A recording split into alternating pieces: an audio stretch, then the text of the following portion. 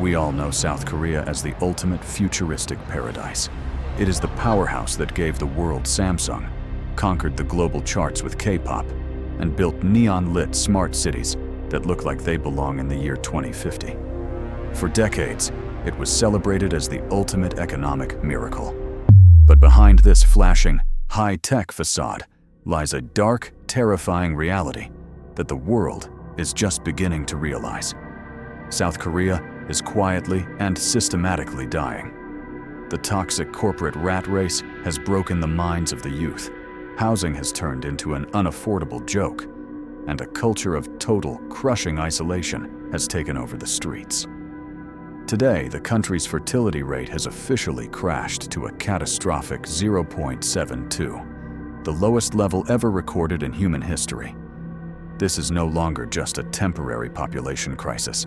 It is a calculated, systemic self-extinction. An entire generation is looking at the future, making a cold mathematical calculation and choosing to simply fade away.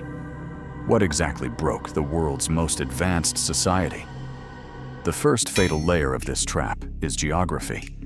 South Korea is a tiny nation, roughly the size of the American state of Indiana.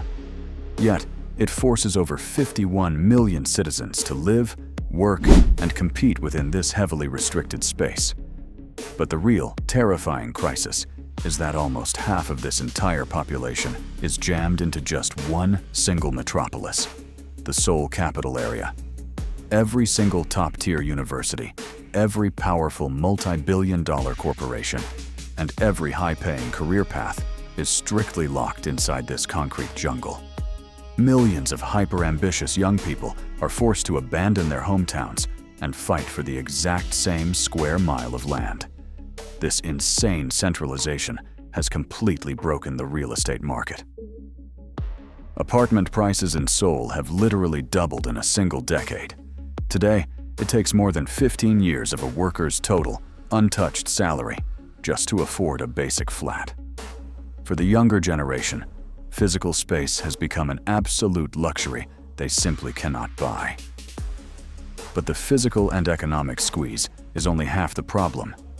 The entire economy of the country is strictly gatekept by a handful of giant, family-owned conglomerates known as chaebols.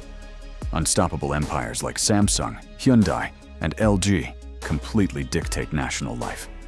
Securing a corporate job here means guaranteed societal success, elite status, and a future. Failing to get in means being discarded into low-paying, dead-end service jobs as a second-class citizen. This brutal binary reality has turned the education system into a literal psychological war zone. From the age of 5, children are locked in a ruthless, exhausting race. After regular school hours, they spend their nights at Hagwons, elite private cram academies, studying under intense pressure until midnight. As a direct result, South Korea has become the most expensive place on earth to raise a child. Young parents face immense financial ruin and total mental exhaustion. The price of victory is simply too high, so the youth is choosing to surrender.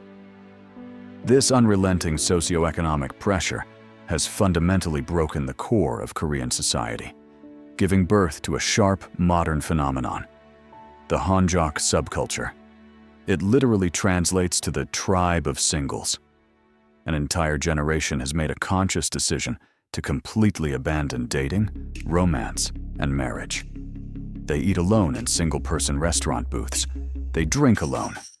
They live in micro-flats, carefully designed for only one person.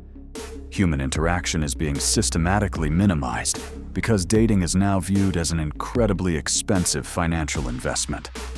In a high-stakes world where young people can barely afford to sustain and feed their own lives, investing in another person feels like pure economic madness.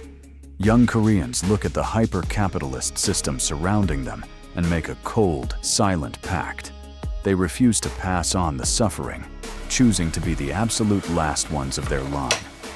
The mathematics of this societal choice are absolute, cold, and entirely unforgiving. If the current demographic trend holds, South Korea's total population will plummet by half by the year 2070.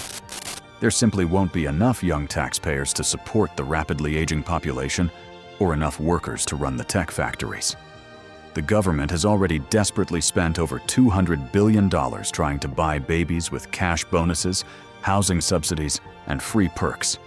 It completely and utterly failed. Because you cannot fix a broken, hyper-capitalist culture with a welfare check. South Korea stands as a grim, dystopian warning to the rest of the globe. It is living, undeniable proof that when a society values corporate profit and economic metrics over human life, the ultimate price is total, systemic self-extinction.